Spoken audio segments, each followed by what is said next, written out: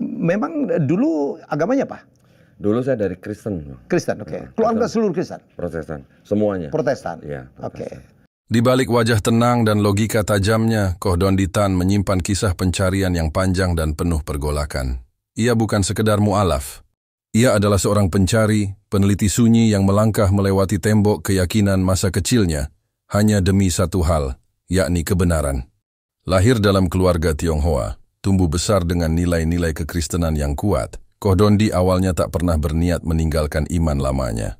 Ia justru ingin membuktikan bahwa agamanya nyalah yang paling benar, dengan membandingkannya langsung pada sumber-sumber ajaran Islam. Namun semakin ia membaca, semakin ia bertanya, justru semakin ia gelisah.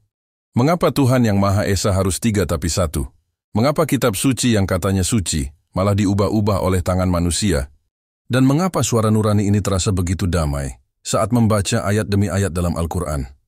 Lantas apa yang membuat seorang Dondi Tan memilih menjadi mu'alaf dan memeluk Islam? Temukan jawabannya dalam video ini. Pastikan Anda menyimak dari awal hingga akhir, karena setiap detik menyimpan petunjuk yang bisa menggugah logika dan mungkin juga hatimu. Memang dulu agamanya apa? Dulu saya dari Kristen. Kristen, oke. Keluarga seluruh Kristen? Protestan, semuanya. Protestan? Iya. Oke. Terus apa yang membuat akhirnya Dondi memutuskan untuk masuk Islam? Ceritanya sih mungkin biasa aja ya, Do ya. Jadi awalnya tuh karena memang dari kecil saya sudah memang menjadi anak gereja gitu. Dari kecil udah dibawa gereja gitu lah ya. Yang di ini mana? Nusa Kambangan ya? Iya, ini Cilacap. Cilacap, oke. Tapi bukan di penjaranya bukan? ada selatnya gitu. Oke. Terus? Jadi dari kecil memang sama nenek saya tuh, sama mama saya tuh saya udah dijadikan anak gereja dari kecil. Sampai udah dibaptis, remaja, aktif segala macam. Jadi kita tumbuh dan besar memang di gereja. Di lingkungan gereja? Di lingkungan gereja. Gereja udah seperti rumah kedua saya lah gitu. Jadi saya tumbuh besar di gereja sampai akhirnya keluarga saya hijrah ke Jakarta. Oke. Ya masih meneruskan gerejanya. Sampai saya berumah tangga, sampai punya anak segala macam itu masih gereja semua. Terakhir tuh kira-kira 2007 lah ya. Tiba-tiba ayah saya masuk Islam. Ayah? Ayah saya duluan masuk Islam. Ya memang waktu itu ayah pisah sama mami ya. Tapi saya ngeliatnya ayah saya tuh gimana ceritanya gitu ya. Seumur hidupnya istilahnya dari kalangan Tionghoa. Tionghoa kan memang ya kalau nggak Konghucu Buddha ya. Tapi kan akhirnya banyak dari keluarga Tionghoa memang mengikuti agama penjajah kita dulu. Nasrani. Masuk ke dalam Kristen. Kok tiba-tiba bisa masuk Islam gitu. Umur berapa ya masuk Islam? Waktu itu sudah sekitar berapa ya? Mungkin sekitar 50-an kali ya. Oke. Nah, saya mikir, aduh, kok bisa ya? Dari Konghucu, Kristen, bahkan sudah bisa khotbah di persekutuan lah ya. Tiba-tiba masuk Islam. Tapi saya amati, oke, mungkin ini karena pergaulan ya. Tapi dari kecil sebenarnya saya nggak punya impresi negatif tentang Islam. Benar. Karena saya juga tumbuh di kampung yang banyak Muslim. Banyak Muslim. Di Cilacap. Gitu ya. Jadi saya hanya berpikir begini. Kan kita juga sudah sering baca kitab kita gitu kan, Bible kan. Jadi yang saya ketahui waktu itu, Islam dan Kristen itu hanya seperti dua orang anak, beda emak satu bapak gitu lah. Ya kan. Kita juga mengetahui di dalam kitab kita ada nama Ishak, ada nama Ismail gitu kan. Ada Abraham bapaknya dari dua istri yang berbeda, Sarah dan Hagar gitulah. Jadi saya hanya berpikir Kristen itu dari Ishak, Islam itu dari Ismail. Kita menyembah Tuhan yang sama gitu. Ya, impresi saya begitu dari kecil gitu sampai remaja sampai dewasa. Tapi belakangan ternyata kan Islam banyak di fitnah di media. Di Indonesia kita juga bisa melihat lah ya. Media-media memang banyak juga yang waktu itu mendiskreditkan Islam. Di luar apalagi. Sampai akhirnya kita mendengar istilah Islamofobia. Ya. Betul kan? Kan nggak ada Kristenfobia kan nggak ada. Nggak ada. Adanya Islamofobia kan. Nah waktu itu saya jadi mulai berpikir apa benar Islam begini gitu ya. Semenakutkan itu. Iya. Jadi kan apalagi dulu waktu peristiwa WTC lah. Ya 9/11. Gimana coba? Saya waktu itu ingat ketika saya mendarat di bandara lama yang di Bangkok. TV memperlihatkan gedung WTC sedang ditabrak pesawat. Udah gitu yang disebut-sebut adalah Islam semua gitu. Jadi yang tadinya saya nggak punya impresi negatif, saya jadi bertanya-tanya apa benar Islam begini gitu. Akhirnya ketika 2002. Oh, saat itu WTC masih belum Islam? Belum, jauh. WTC kan 2001 kalau 2001 saya. ya. Nah, papa saya aja masuk kurang lebih 2007. Oke. Nah, 2012 saya baru Ikut. qadarullah melihat videonya almarhum Syekh Ahmad Didat itu. Tuh. Nah, dari situ sebagai Kristen gitu ya, nonton videonya dai gitu. Yang ngomongin Bible saya gitu. Kan panas dong.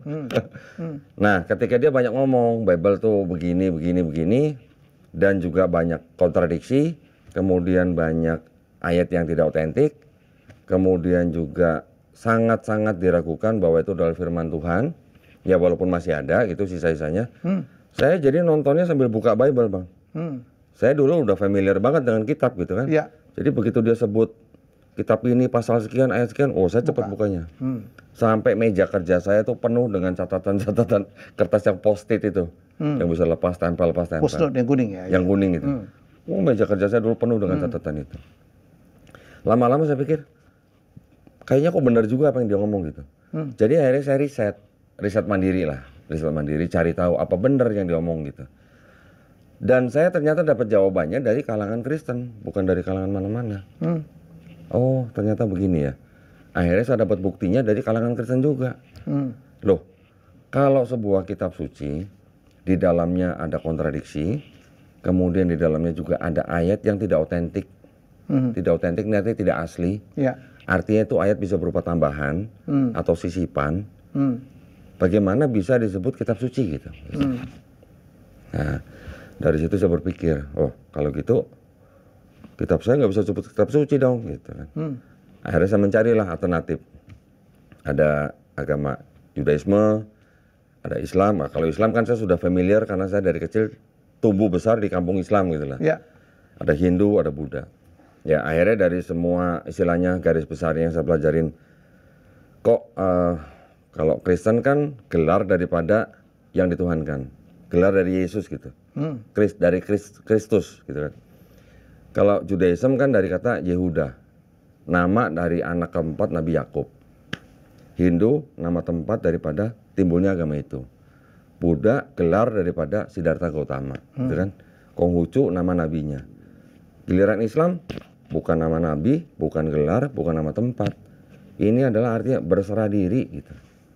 Wih, kok ada agama artinya berserah diri gitu. Berarti apa jangan-jangan ini agama yang diturunkan sama yang menciptakan langit dan bumi gitu. Saya perdalaman di Islam, Bang. Ketika saya dalamin di Islam, ketika masuk ke dalam kitab sucinya, kan pondasi daripada sebuah agama kan kitab suci. Pondasi ini kan. Nabi boleh hidup sekian puluh tahun, ketika nabinya sudah wafat, yang ditinggalkan kan kitabnya. Kitab ini yang bisa dipelajari oleh pengikut berpuluh-puluh generasi gitulah. Jadi dari kitab suci itu saya pelajarin, ternyata di dalam Quran kok banyak ayat-ayat yang berhubungan dengan sains, kok baru confirm baru zaman sekarang gitu.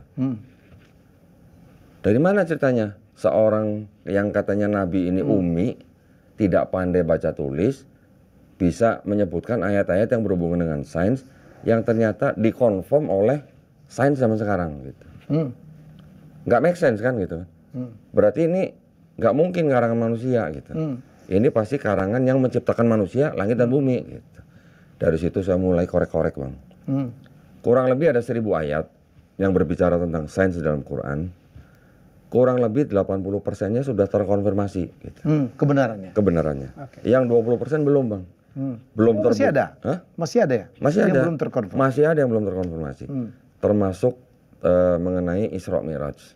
Itu belum bisa dijelaskan oleh sains secara detail gitu lah. Sekarang mungkin kita hanya mempelajari apa sih kalau sains yang baru, yang paling mutakhir apa sih paling baru kuantum mekanik lah. Ya, baru teleport mungkin lah. Tapi kalau bicara perpindahan dari satu kota ke kota lain, apalagi dari bumi sampai ke Sidratul Muntaha, sains belum nyampe ke situ. Bukan teleport juga itu? Iya kan teleport juga, tapi kan sains belum bisa. Kalau dari satu tempat di bumi, sama-sama di bumi, mungkin itu baru sampai di situ lah. Ada percobaan kereta yang tidak pakai rel seperti konvensional, tetapi dia menggunakan lorong yang kayak semacam wire magnet. Itu kecepatannya bisa cepat sekali. Yang maglev ya. Betul. Magnetic levitation, oke. Nah, itu udah teleport ya, tapi masih di dalam bumi gitu. Nah ini kalau dari bumi ke luar angkasa, sains belum bisa menjelaskan. Paling-paling yang bisa mendekati, bukan mendekati ya, not even close lah. Kecepatan cahaya kurang lebih 299.000 sekian kilometer per detik, ya per detik. Ya itu pun juga mungkin belum bisa lah menjelaskan istilahnya bagaimana jasad manusia bisa sampai dipindahkan dari bumi ke luar angkasa, bahkan sampai di atas langit ketujuh, pulang lagi dalam waktu semalam gitu. Sains belum nyampe. Mungkin 10 tahun lagi mungkin baru bisa jelaskan. Mungkin 100 tahun lagi, mungkin 1000 tahun lagi juga walau alam. Jadi saya melihat gila ya. Emang di Bible nggak ada ya, Don? Nggak ada. Kalau di Bible ada begini bang, yang disebut dengan Paulus. Paulus yang kita tahu bahwa dialah pendiri daripada agama Kristen. Dia mengaku mengenal seorang Kristen katanya. Yang dia maksud adalah diri dia sendiri yang mengaku sudah sampai langit ketiga. Ada. Itu berarti Mi'raj gitu ya. Ya, kalau kita mau bandingkan dengan Mi'raj kecil lah ini. Mi'raj kecil lah, baru langit ketiga. Okay. Kalau Nabi kita kan sudah sampai Sidratul Muntaha gitu lah. Ya bedanya di situ. Jadi pada waktu itu saya mikir, gimana ya ceritanya? Sebuah kitab yang ditulis kira-kira hampir 1500 tahun yang lalu, di mana orang-orang pada saat itu boro-boro gitu ya, tahu sains gitu lah. Oke. Tapi kok bisa ada ayat-ayat yang akhirnya kok bisa dikonfirmasi zaman sekarang gitu? Dari mana ceritanya? Dari mana seorang yang dibilang umi tidak pandai baca tulis bisa mengatakan hal-hal yang demikian? Orang-orang pada saat mendengar ayat itu juga pada saat itu juga pasti pada nggak tahu maksudnya apa gitu. Kami menurunkan besi untuk bermanfaat bagi manusia. Besi turun dari mana bang? Ternyata NASA aja sekarang bisa ngomong bahwa besi yang ada di permukaan bumi itu tidak berasal dari bumi, tapi turun dari angkasa luar, dari benda-benda langit yang jatuh ke bumi ketika bumi baru terbentuk gitu. Dari mana Nabi kita bisa berkata begitu? Dan itu sudah dikonfirmasi oleh ilmuwan-ilmuwan yang di luar Islam. Bahkan seorang profesor, namanya Profesor Keith Elmore. Dia spesialisasinya di bidang embriologi. Bukunya dia dipakai di seluruh perguruan tinggi untuk embriologi. Embriologi. Jadi dia meneliti embriologi, perkembangan embrio, usia sekian, sampai dia bisa menulis buku karena dia menggunakan mikroskop. Tanpa mikroskop kan dia nggak mungkin nulis begitu. Ya. Tapi ternyata Quran sudah menjelaskan. Akhirnya dia sampai ke Arab Saudi, bikin konferensi pers. Seorang anak pendeta presbyterian berani ngomong bahwa Quran ini bukan karangan Nabi Muhammad. Dia berani ngomong Quran ini adalah pasti berasal dari Sang Maha Pencipta. Walaupun dia nggak masuk Islam ya. Iya. Karena dia diajarkan Tuhan itu satu, kita semua sama, cuman beda cara beribadahnya aja. Gitu. Dari seorang profesor bisa sampai ngomong begitu. Gitu. Gimana bang? Kita manusia, kita sekarang hidup di zaman sains gitu lah. Ya. Hampir segala sesuatu didasarkan pada hukum sains. Kalau teori sains itu sudah berubah menjadi hukum, buat manusia yang hidup zaman sains kan itu sudah menjadi kebenaran gitu. Hukum gravitasi lah misalnya. Ya. Kan kita sudah mempercayai bahwa memang di bumi ada gravitasi gitu. Ya. Setiap planet juga ada gravitasi. Isaac Newton ya. Tetapi kalau kita mau tadabur misalnya, siapa yang ngatur mataharinya dikelilingi oleh planet-planet yang mana matahari ini punya gravitasi paling besar, dikelilingi planet-planet yang juga punya gravitasi ya. Yang mana matahari dan planet-planet ini mengelilingi alam semesta. Kok nggak tabrakan gitu? Kita sendiri yang sekarang sedang duduk diem begini, sebenarnya bumi ini sedang berputar. Ya. Kenapa kita nggak terpental gitu? Kok kita bisa jalan dengan santai, duduk dengan santai, minum teh gitu misalnya. Maksud saya mau minum gitu bang. Silakan. Oke, sementara Don minum.